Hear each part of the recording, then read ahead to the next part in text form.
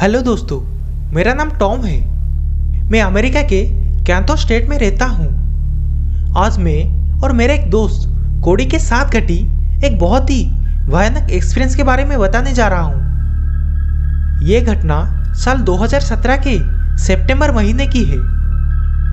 उस समय मैं अपने बेस्ट फ्रेंड कोडी से मिलने उसके घर गया था। कोडी का घर मेरे घर से 30 किलोमीटर दूर पे है और उसके घर के पास एक बड़ा और घना जंगल भी है।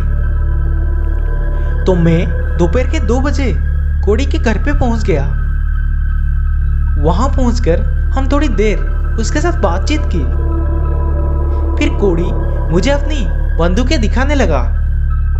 उसके पास पहले से ही काफी सारे गन्स थी, लेकिन फिर भी उसने अपने लिए एक और AR-15 गन खरीदी थी, जिस पर एक स्कोप भी लगा हुआ था। मेरे पास भी एक असॉल्ट राइफल है और मुझे गन चलाने में काफी मजा आता है। फिर मैं कोडी की AR-15 गन को हाथ में लेकर देखने लगा। वो गन काफी अच्छी थी और उस गन को पकड़ते ही मुझे उसको चलाने का मन करने लगा।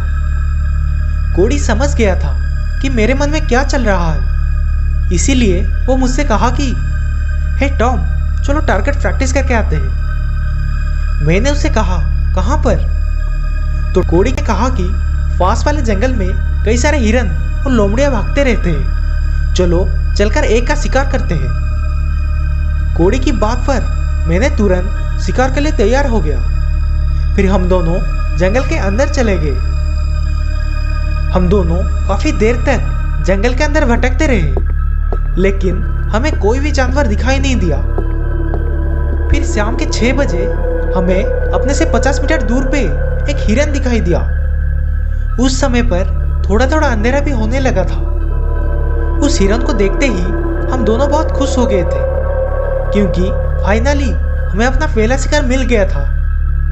फिर कोडी ने तुरंत ही स्कोप पर निशाना लगाया, लेकिन गोली चलाने के अलावा कोडी उस हिरन को देखकर घबरा गया। मैंने उसे पूछा कि क्या हुआ, तुम गोली क्यों नहीं चला रहे हो? मेरे बात पर कोडी ने बोला कि यार टॉम, ये हिरन कुछ अजीब लग रहा है।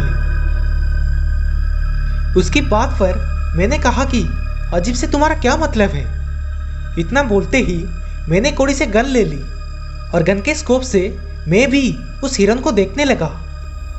वो हिरन सच में बहुत अजीब था। उसके मुंह और चारों पैरों पर कोई लाल रंग का लिक्विड लगा हुआ था, और तो और वो हिरन किसी नॉर्मल हिरन के साइज से कई ज्यादा बड़ा था। उसे देखते ही मैंने कोडी से कहा कि कोडी, क्या इस जंगल के सारे हिरन इतने बड़े हैं? मेरे बात पर कोडी ने बोला कि नहीं, इस जंगल में इतने बड़े बड़े हिरन नहीं दिखते, बल्कि मैं खुद पहली बार इतने बड़े हिरन देख रहा हूँ। हम दोनों ये सब बातें कर ही रहे थे कि तभी वो अजीब सा हिरन झाड़ियों में कहीं गायब हो गया। इसके बाद मैं और कोडी बिना कोई आवाज किए उस हिरन का पीछा करने लगे। फिर थोड़ा आगे बढ़ते ही हमें एक अजीब सी आवाज सुनाई दी। बेटा, मेरी मदद करो, मेरे पास आओ बेटा। वो आवाज कोडी के पापा की थी, जो मदद के लिए पुकार रहे थे। उस आवाज को सुनते ही कोडी बिल्कुल हैरान हो गया। फिर मैंने कोडी से कहा कि हे कोडी, तुम्हारे पापा इस समय जंगल में क्या कर रहे हैं? मेरे बात पर कोडी ने कहा कि यार, ये मेरे पापा नहीं हो सकते हैं, क्योंकि मेरे पापा तो ऑफिस पे गए हैं ना। कोडी की बात सुनकर मुझे बहुत ही हैरानी हुई। फिर हम दोनों ने उस आवाज की तरफ बढ़ने लगे। उस आवाज की तरफ बढ़ते हुए ही हमें दोबारा उस अजीब सा हिरन दिखाई दिया। अब की बार वो हिरन सीधा हमारी तरफ ही देख रहा था। फिर उस हिरन को देखते हुए हमने गौर किया कि कोडी के पापा की वो आवाज उस हिरन के पास से ही आ रही थी। इसके बाद कोडी गन के स्कोप से उस हिरन को देखने लगा। फिर उस हिरन को देखते हुए ही कोडी ने डरते हुए कहा कि यार, ये सब क्या है? ऐसा कैसे हो सकता है?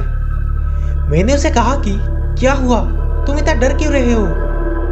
तब कोड़ी ने मुझे गन दी और कहा कि इस स्कोप से उस हिरन को देखो। फिर जब मैं स्कोप से उस हिरन को देखा तो डर के मारे मेरे शरीर के रोंगटे खड़े हो गए।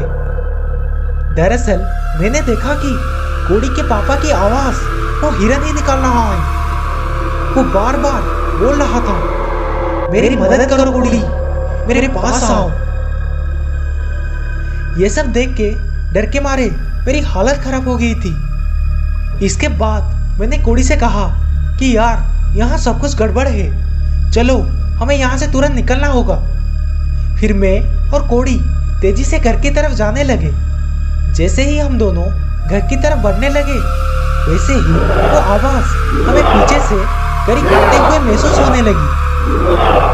फिर जब वो आवाजें हमारे काफी करीब आ गई तो मैं एक झटके से पीछे मुड़ गया। पीछे मुड़ते ही मैंने देखा कि अब वो अजीब सा हिरन हमसे बस कुछ मीटर की दूरी पर खड़ा है। वो हिरन अभी भी हमें कोड़ी के पापा के आवाज से बुला रहा था। मैं सच कह रहा हूँ, उस समय मुझे ऐसा लग रहा था कि अब मैं जिंदा नहीं बचूंगा। मैं डर के मारे वही जम गया था। फिर तभी अचानक बहुत जोर से गोलियां चलने की आवाज आई। मैंने देखा कि कोड़ी ने उस हिरन पर 2 राउंड फायर कर दिए थे। गोलियां चलते ही वो हिरन जंगल के अंदर भागने लगा और हमें भी वहां से भागने का मौका मिल गया। फिर हम लोग घर चले गए। घर जाकर ये बात हमने किसी को नहीं बताई। कोड़ी ने भी मुझे ये बात किसी को ना बताने को कहा। पर रात को मैं जब कोड़ी और उसके परिवार के साथ खाना खा रहा था तब मैंने ये बात उसके पापा को बता दी। हैरानी की बातें तो ये थी कि कोड़ी के पापा भी तुरंत ही हमारे बातों को विश्वास भी कर लिए। जब मैंने कोड़ी के पापा से ये पूछा कि आपको हमारे बातों पर भरोसा कैसे हो गया, क्योंकि मुझे लगता था कि आप हमारी बातों को विश्वास नहीं करेंगे, तब कोड़ी के पापा ने कहा कि उनके साथ भी कुछ ऐसा ही अजीब सा हादसा हुआ था। फिर कोड़ी के पापा ने उनके साथ घटी उस हादसा बताई। उन्होंने कहा कि एक बार रात के करीब 1 बजे मुझे प्यास लगी थी तो मैं पानी पीने के लिए उठा था। फिर जब मैं पानी पीकर वापस अपनी रूम की तरफ जा ही रहा था तब मुझे कोड़ी की आवाज सुनाई दी, वो भी घर के बाहर से।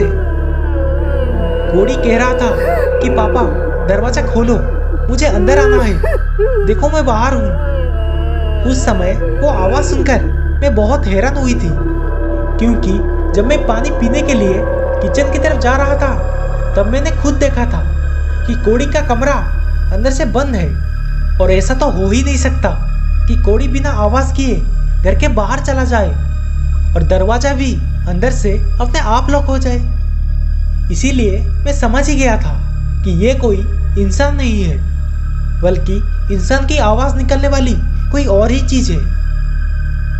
वापस मैं अपने रूम की ओर जाते हुए मैंने दोबारा कोड़ी का रूम चेक किया था, तब मैंने पाया कि कोड़ी का रूम का दरवाजा अभी भी अंदर से लॉक है और कोड़ी के खराटों की आवाज भी आ रही है। इसके बाद मैं चुपचाप अपने कमरे में सो गया। उसी दिन के बाद से ही मुझे अपने परिवार की चिंता होने लगी थी। तभी से मैंने इस घर की कोई खरीदार ढूंढ रहा हूँ ताकि मैं इस घर को बेचकर कहीं अच्छी जगह घर ले सकूं, जहां मेरी परिवार की जान को कोई खतरा ना हो। मैंने इस बात को किसी को नहीं बताई थी, क्योंकि मुझे ये लग रहा था कि ये सब जान के मेरे परिवार वाले परेशान हो जाएंगे। पर आज जो घटना कोड़ी के साथ हुई वो डरा देने वाली बात है। इसके बाद कोड़ी के पापा ने घर के सारे लोगों को अकेले घर के बाहर ना जाने के लिए कहा। इस घटना के 6 महीने बाद कोड़ी के पापा ने उस घर को बेच दिए और दूसरे ही जगह पर एक नया घर ले लिए। हेलो मिस्टर, मेरे नए घर की चाबी कहाँ है? अब आप यहाँ से जा सकते हैं।